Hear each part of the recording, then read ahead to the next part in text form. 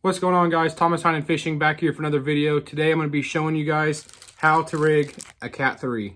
For those of you guys who don't know what a Cat3 is, a Cat3 is a spinner you add to your line to give your bait or your lure of your choice more action and more of a flash. So this is a attractant for fish of all species, mainly bass. This is designed for bass fishing, of course, but I'm sure you could use this for muskie or walleye, whatever. But this is an awesome product, and I'm going to show you guys how to rig it.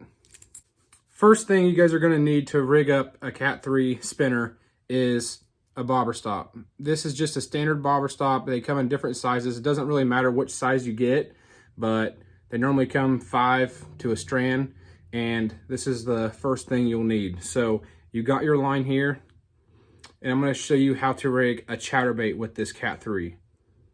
You have your bobber stop. Go ahead and put your first bobber stop on.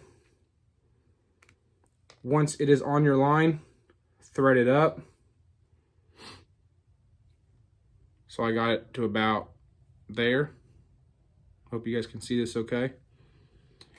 Next thing you want to add is your Cat3 spinner. So you thread your line through the center hole they have there, and it hits the bobber stop so it doesn't go past. The next thing you want to add is a bead.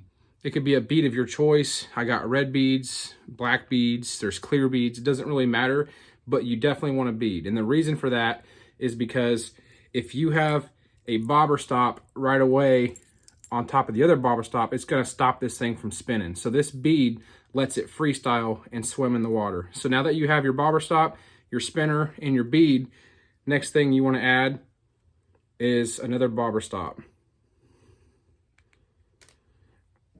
So that right there is how you rig the Cat3. Now from here, you just tie on the lure of your choice and go out and whack them. So I'm going to show you what it looks like with a chatterbait on.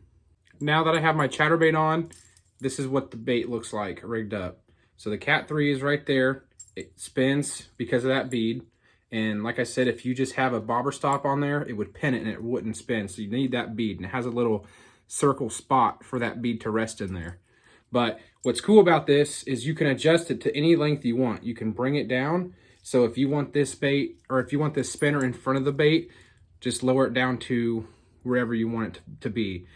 You can space it out, but as many of you guys know, bass are very competitive fish. They are very predatorial and they're very aggressive. So when they see something getting chased, they kind of want in on the action to, ambush any bait they can. So this is one good perk about this bait. So, when this bait's moving in the water, it looks like the chatterbait's chasing this school of shad, which is actually a spinner.